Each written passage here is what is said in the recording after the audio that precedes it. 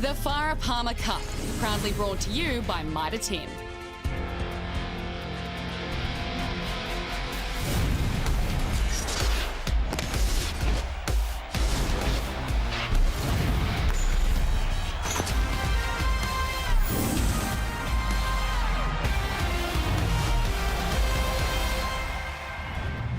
Kia ora and welcome to the Farah Palmer Cup Highlights Show. Now we're just over halfway through the competition, but we've got plenty more action that's coming your way. Now after a bye in week 4, it's the Wakato side taking on Counties Manukau. And down south, it's the top of the table clash between Canterbury and the Wellington Pride. We also catch up with Patricia Maliepo, who's the young talent who has had an impressive season so far. But let's head to the top of the north, where it's Northland taking on the North Harbour Hibiscus.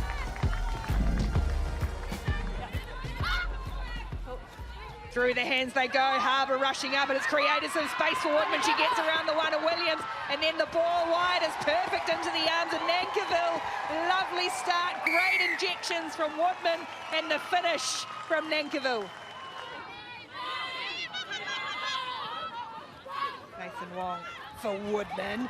Woodman's going to take on the line, skirting around the outside. Woodman, she's got one to beat. In, out, Portia Woodman is back with a bang. That's going to mean a quick tap to Guranata. Oringamate sets it away for Sabritsky. Now Vitali in the hands, down low is good from Leaf. The ball on the wraparound for Savage. Tupe in on the end of the line. Leilani Irwin landed a little bit awkwardly, eventually to ground, and then straight up through the middle. Nathan Wong's found plenty of space. She's got the fullback to beat, getting around the outside. Nathan Wong, so classy. Nathan Wong. Tight forwards at the moment. Northland working really hard, and it's allowing these versatile, exciting backs like Zabriskie Nafatali to put a little kick in like that, and oh, terrible bounce. And it just set up for Stacey Tupe. Well, as they always say, a kick's only as good as its chase, and that was a great chase from Stacey Tupe, who grabs another one for Northland. Nathan Wong sizes up the options, goes through herself, finds Woodman, tries to get on the outside. Irwin's there on the end. Nice little step from Irwin. It's a classy finish from a set piece for Northland.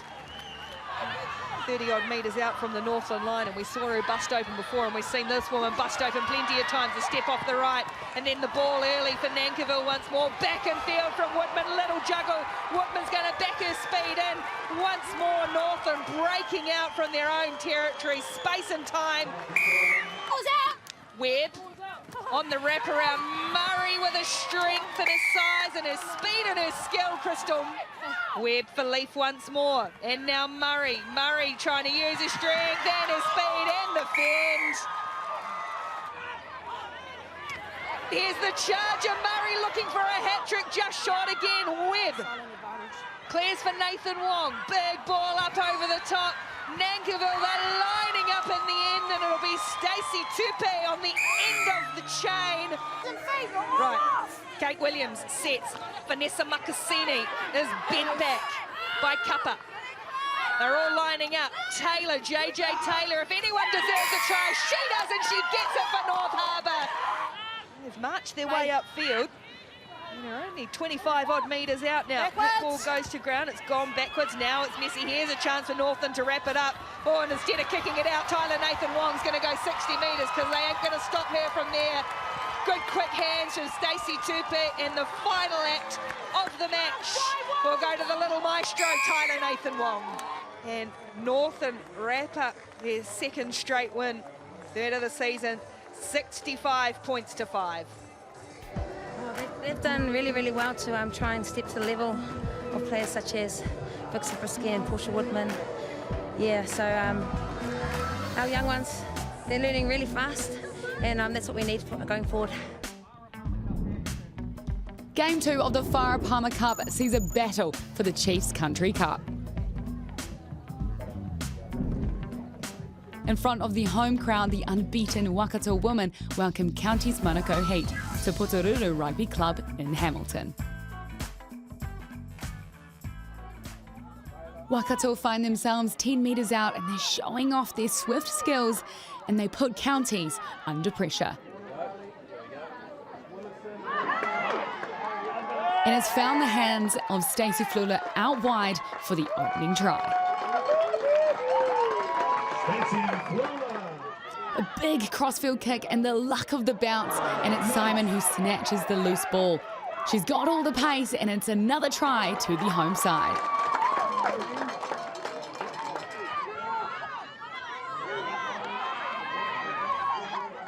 Counties just inches from the try line, and Wakato with an impressive defence, but it wasn't enough, having the number 8 Te Eringa busting over. It's a try. With the Blackfern combinations Marino Tohino and Tubik, it's easy magic. And a beautiful line from Aono, who cracks through the defence, taking it all the way for the heat. Into the second half, Wakato capitalise off a quick penalty, running it straight up the middle.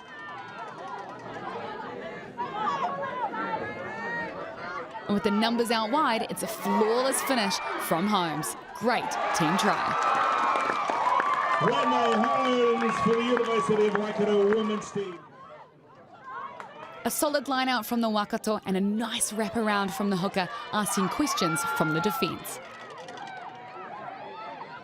And while they have the go forward, it's easy hands, and it's Hohepa who gets over the line. It's another try for the University.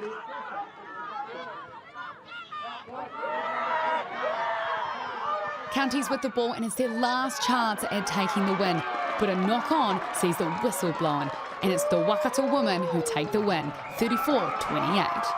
Yeah, it was a good game. Beautiful weather, beautiful day for it down here in the South Waikato. We knew it was going to be an 80-minute game. These Counties girls, they've played together for a long time, and they feed off each other. When you give them a bit of momentum, they run with it. So it was an 80-minute battle, and I'm just so proud that we got there in the end.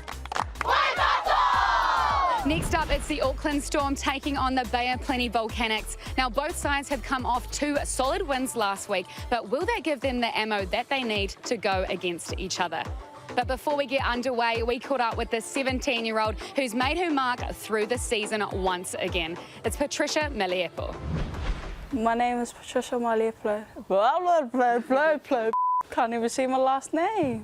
My name is Patricia Maliepo. I play first 5'8" for the Auckland Storm. I started playing rugby at the age of 9. I played for the Auckland Maris Black Magic team. The first year was really unexpected. I ended up getting Player of the Year, and yeah, that just excited me to play more rugby.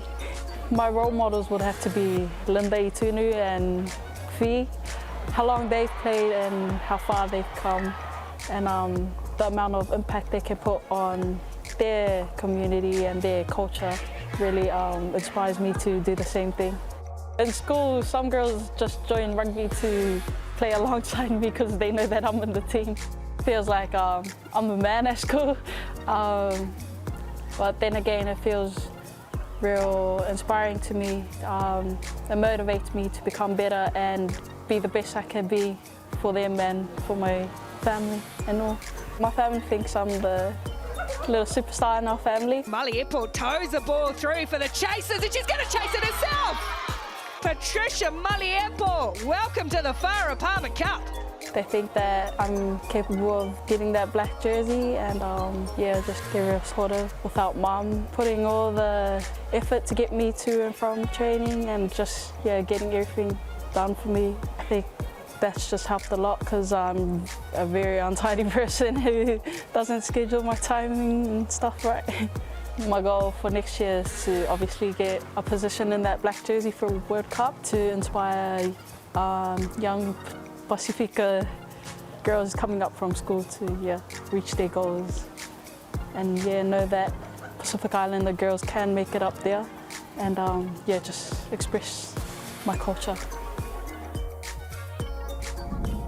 We now head to Bell Park, where first 5 Patricia Maliepo gets the playmaker's role again. It's the Auckland Storm taking on the Bay of Plenty Volcanics. The Storm packed down for a line-out drive, and it's a perfect platform for Patricia Maliepo to launch from. She finds space out wide for the young Princess Elliott.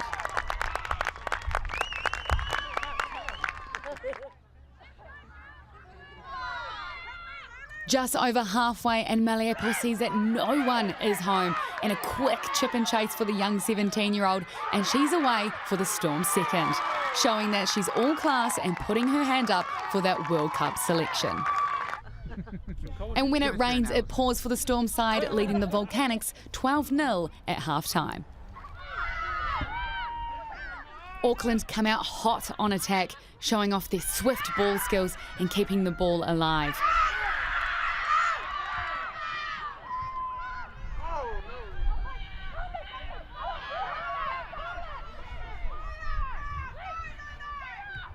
With the momentum in their favour, Ruahei Dumont sends a long ball out wide, and it's Natalia Moores in the corner.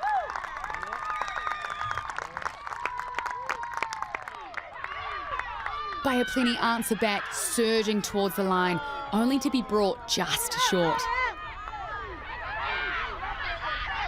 But the combination of patience and perseverance, the Volcanics begin to pick and go. Sighting out the try line, it was an opportunity for Kelsey Wills to get the Volcanics on the board. The blue and white hold a steady scrum, and despite the messy ball, it's quickly cleaned up and the platform is set. A strong drive over the line, and it's try time for the captain, Eloise Blackwell.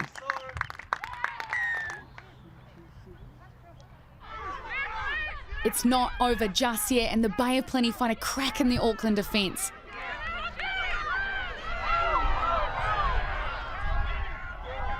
Finding inside support, it's Reese Porilane who scores under the sticks. With their tails up, it's Alina Saeli who steams towards the line and manages to keep the ball alive. Kiana Tahere with hot feet and pace to burn, she'll bring the Bay back into the game. With a close finish, it's the Storm who will walk away victorious with a tight 22-19 win over the Volcanics. One heck of a game. The Bay girls are a real professional group. They've got some really good youngins coming through, and each year they've progressed and developed so well together, and if they had another 5 minutes, that game could have gone either way. So, you know, they really took it to us. It was a great game. We now head down south to the top of the table clash, where there's two wingers that are two big powerhouses that are going head to head. It's Canterbury taking on the Wellington Pride. Places it beautifully. This is Anderson again for Canterbury. Oh, had option of a couple of players. Oh, Liv McGovern will score the first 5-pointer. Todd hooker for Canterbury finds Chelsea Bremner, the younger sister of the skipper, as they rumble their way towards that try line. And Coxedge, look, arms everywhere. Over, who's got the ball? And it's over. Yes, she stretches her arms out. Oh, again, the efficiency of that line out, so strong in the air. And the little gap through Grace Brooker. She's got the try line beckoning and goes over for a wonderful set-piece move. And aren't they delighted with try number 3 for Canterbury? Evie Nuttack puts the ball in for Wellington. Now this time it's Canterbury's turn to blow over the top. And they've got possession through, is it Lucy Anderson with the ball in hand? No. And out it goes to Nellis, the long, rangy Canadian international. Gets the ball wide again, happy to put the ball through. Brooker gets her second. Coming over from the other wing is Curtis, who feeds off to Anderson. And they've won it, have they? Wellington. Yeah, but guys, 7 off your feet. Nope. Leave it! Leave it! Taken quickly. Why not, says Kendra Coxedge. In fact, I'm going to try and go myself, and she does. And dots down for a very well-deserved try. Oh, again, just the inaccuracy. Nellis toes it on. Can she pick it up? Oh, my, that is wonderful. Sit! Been starved of possession, really. Namu off the back. Now, out wide to Aisha Leti Ayanga, and she's got the ball, the little pocket rocket, and offloads to Georgia Dowles, and she is going to go all the way for Wellington, and they have struck back. What a try. and they are again just metres away from the second opportunity to go over and dot down for 5. Wellington pushing it forward. The lady who started it all, the athlete Nan Wu, off, and is she over? Can she get it down? Rolling. Hold here. No. Your advantage, not rolling. There she's taken quickly again. Goes herself to she as she get the ball down. Kendra Cox edged there. Yep. Play on. Shoveling through the back line. Brooker finds McGovern, puts her head down, pins her ears back, and a nice little cross pass to Steinmetz, and Brooker finds it. Has she got support? Has she got the legs? Yes, she has, down that left touchline, and this is a very good team try by Grace Brooker, and her third for the match. Referee Lauren Jenner says that is the game. It's all over, and 54-12. And Lucy Jenkins and the rest of the players exchange greetings, but it is Canterbury who have prevailed. An excellent first half performance, and they've beaten Wellington 54-12. We know the culture is something we need to keep working on week, and I think we do that. And yeah, we've just got such a great culture, such a good group of girls, so we're lucky to have it, but yeah, we're really lucky to have it. While the sun's out, we head to sunny Nelson Sports Park, Motueka, where the Tasman Mako and Hawke's Bay Tui arm wrestle for their first win of the season.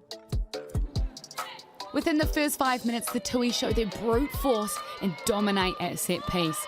Halfback Tipawai coaches through the drive and gives an easy ball to draw on the defence.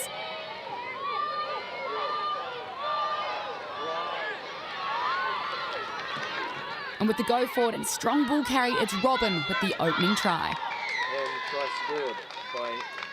The Tui find themselves coasting towards the line. And it's Marakura who bustles over for the Tui second. Controlling the game, Kristen Cottrell fires a long ball out to her centre, who's got too much determination and hunger. And it's Pasifika for the try. The Tui flying 19-0 over the Mako at half-time.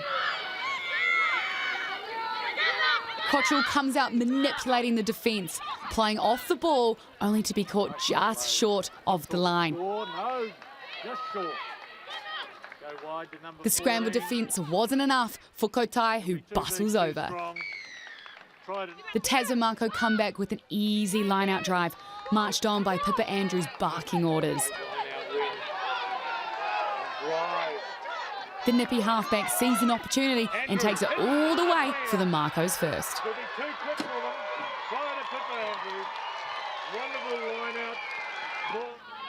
Former Blackfern Emma Jensen reads the defence like a book and sends the ball through the hands out wide, finding the lethal Cortez Tapo, who loves a try. With a small overlap, it was a chance for the Tui to try out their blindside option, finding the informed flanker Jefferson with too much pace. Time with the ball, and Cottrell decides to switch the play and have their 19-year-old Palu drive up the ball. Playing with confidence, it's Mackenzie who rolls over for the Tui. With the platform strong, they show nothing but class, finding fullback Baker, finishing under the posts. A quick penalty and veteran Jensen takes advantage, sending the ball out wide to find Tipawai, who steamrolls over for another. Too strong and too dominant is Palu, who's charging up the field. And his first 5, Cottrell, who's got all the experience and all the pace to go all the way. Cottrell standing a class on this game with a try in the corner. It's the Tui with their first win, rolling in 62-5 over the Tasman Mako. Yes, first win. Coming into this game, we really wanted to try and get that W, and really proud of the girls. We really put in the harder effort for that 80 minutes and got the win that we wanted. This is the part of the season where every game counts, and especially for the Otago Spirit and the Manawatu Cyclones, where they're both sitting mid-table on 10 points. But we head down to Forsyth Bar Stadium under the roof to find out who will walk away victorious. The final game of the round saw the Otago Spirit welcome the Manawatu Cyclones at Forsyth Bar Stadium for what will be a nail-biter of a match. The first game has a huge significance for the Spirit in terms of claiming a semi-final spot, and will also be its first and only home game this year.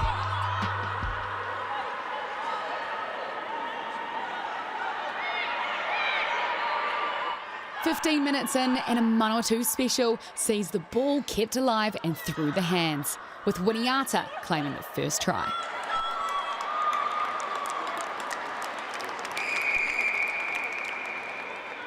Crystal Mayers sees space behind and puts a beautiful kick through. Otago are under pressure and seeing nothing but a flood of green. And it's Mayers who pulls off the kick and chase.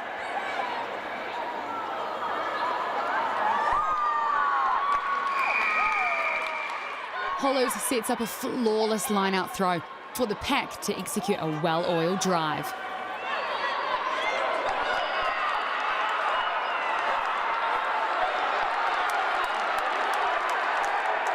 And with all the momentum, it's a try to their home side. A messy line-out, but it's Dallinger who scoops up an opportunity for herself and takes it all the way under the sticks.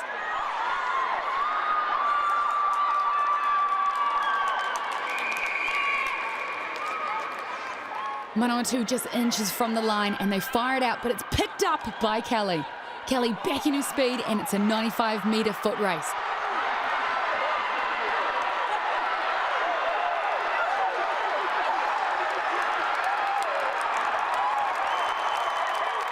Mayers is on her tail, but it just isn't enough. Rosie Kelly, how good. Manawatu with the possession, and we hear the siren.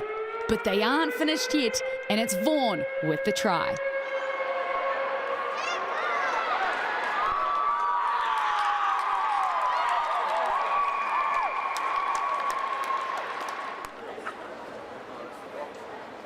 The Manawatu Cyclones take the game 28-14 as we hear from Salika Winiata. Yes, I thought that both teams, really took it to each other today. I think that there are a lot of unforced errors from both teams and put ourselves under pressure when we didn't need to. Obviously, commiserations to Otago. I thought that they came out and played really well. To our girls, way to stick in there and fight right to the 80th minute to get that final try and come away with the win. But I think it was a great expedition of women's rugby, and really thankful for Otago Rugby Union allowing the women to be playing on the #1 field. Northland were in hot form against the North Harbour in Whangarei as they run away with a 65-5 win. Plus, Auckland grind out a crucial 22-19 win against the Bay of Plenty at home. Canterbury have underlined their Farah Palmer Cup favourite status with a thumping bonus point over the Wellington Pride. Wakato and Auckland have created a split at the top of the North Pool, Auckland leading on 21 points, but Wakato with a game in hand, sitting on 18 points in the Farah Palmer Cup. Canterbury got a drop on the rest of the South Pool when beating its closest rival, Wellington, 53-12 in Christchurch. We say goodbye to the South Pool in round 6, as only 3 games will be played. Plus, Counties Manukau take on the Bay of Plenty for what will be an epic encounter. Well, what an action-packed round of the competition. Now, next week there are no South Pool games, so will that help or hinder their cause? So the Farah Palmer Cup just gets better and better. So make sure if you're in the region, go down and support your local team.